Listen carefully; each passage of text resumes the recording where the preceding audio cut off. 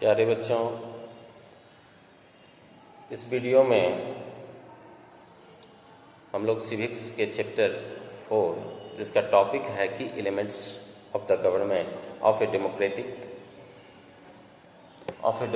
Government, तो इसकी विशेषताएं क्या हैं, ये है क्या, डेमोक्रेसी क्या है, इसके बारे में हम लोग जानने जा रहे हैं। देखिए, डेमोक्रेसी हिंदी में इसको कहते हैं हम प्रजातंत्र, लोकतंत्र।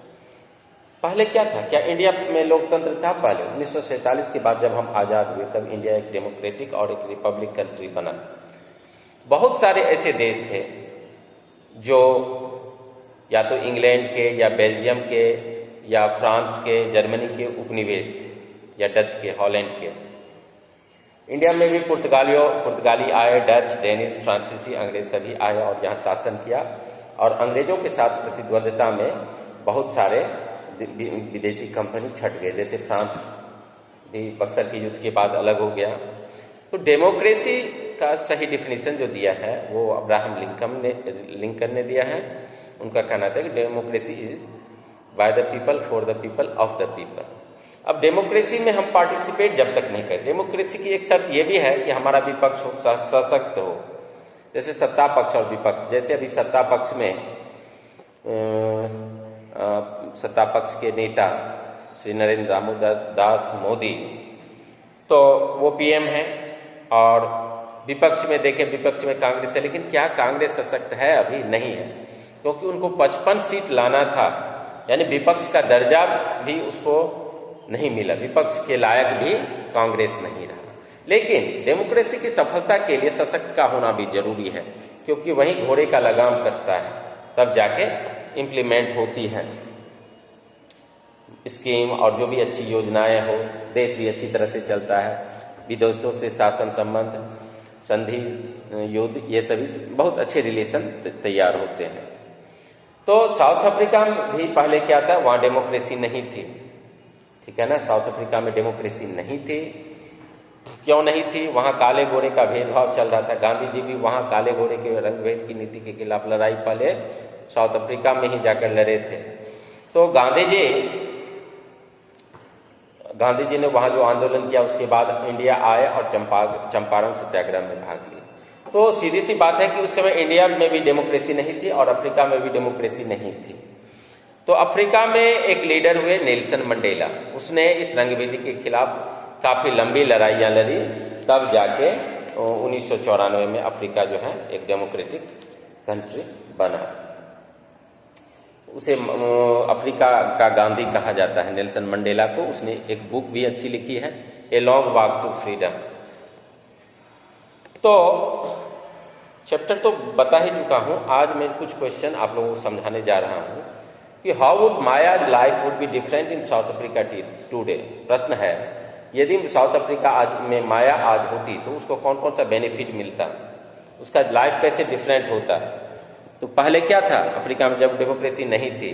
तो काले गोरों के लिए अलग अलग स्कूल के कमरे होते थे, अलग अलग बस स्टॉप पे होते थे, अलग अलग बस होते थे, ट्रेन में अलग अलग बोगियाँ होती थी, ठीक है ना।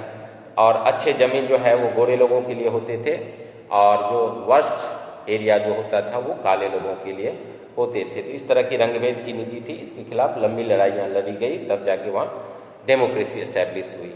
हम लोगों ने भी अंग्रेज के खिलाफ लगभग 250 साल तक लड़ाइयाँ लड़ी, और तब जाके हम एक डेमोक्रेटिक कंट्री बने, रिपब्लिक कंट्री बने। अब है कि रिपब्लिक कंट्री किसे हम कहते हैं, गणतंत्र किसे कहते हैं? तो वो वैसा देश जहाँ शीर्ष पर बैठा व्यक्ति जो हो उसका भी चुनाव हो। हमारे यहाँ राष्ट्रपति जो होती है उसका भी चुनाव होता है, उसमें लोकसभा के चयनित मेंबर, राज्यसभा के चयनित मेंबर और राज्य के विधानसभाओं के चयनित मेंबर भी उसमें राज्यों के विधानसभा के चयनित मेंबर भी भाग लेते हैं। इसलिए हम एक रिपब्लिक कंट्री हैं। तो डेमोक्रेसी में सब पावर किसको है? पावर यानी संप्रभुता किसके पास है? सॉवरेनिटी ये पब्लिक के पास है, क्योंकि हम पार्टिसिपेट करते हैं, चाहे वो रैलियां हो, धरना हो, सिग्नेचर कैंपेन हो, हड़ताल, स्ट्राइक हो, इस तरह से। तो यदि आज माया होती तो उसको एक साथ सभी बच्चों के साथ वो पढ़ाई करती, एक ही बस में जिसमें सभी तरह के लोग, सभी तरह के बच्चे स्कूल जाते हैं, उसी बस में वो आती जाती है।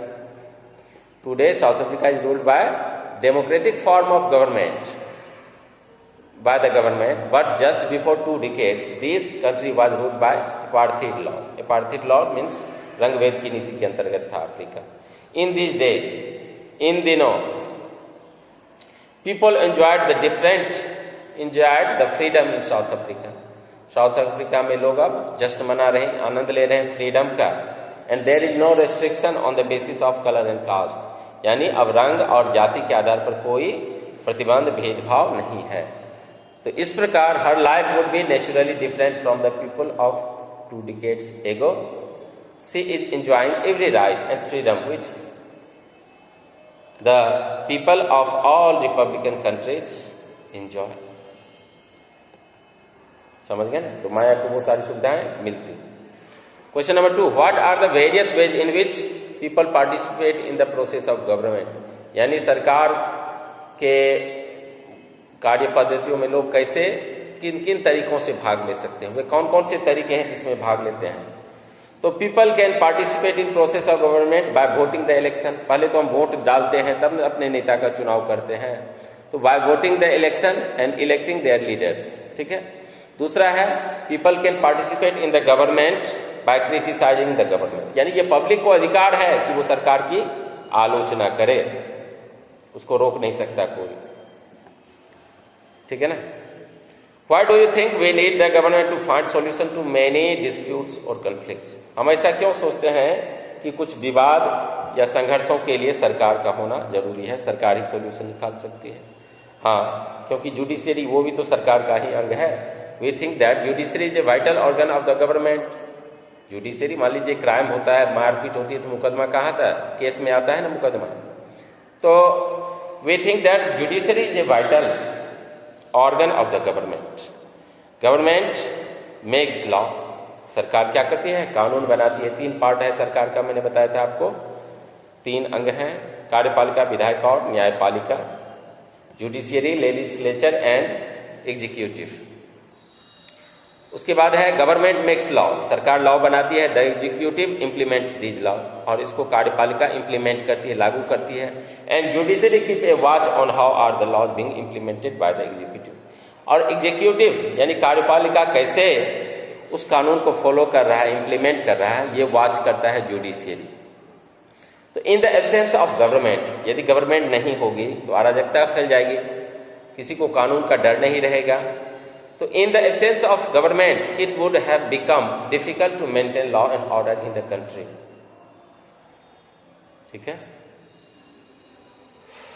Question number 4, what action does the government take to ensure that all people are treated equally, यानी सभी लोगों को के साथ समान व्यवहार किया जा रहा है, तो इसके लिए सरकार क्या एक्शन लेती है। तो government ensures that all the citizens must be treated equally, सरकार ये आश्वस्त करती है, कहती है कि सभी लोगों के साथ समान व्यवहार हो। There should allow no discrimination, कोई भेदभाव न हो, एमंग देम, यानी लोगों के बीच कोई भेदभाव न हो, on the basis of caste, creed, colour, sex. The government has banned untouchability, सरकार ने अस्पृश्यता का भी अंत कर दिया है ना, अब अनटचेबिलिटी नहीं रही। Question 5, read through the chapter and discuss some of the key ideas of a democratic government. Make a list. For example, all people are equal.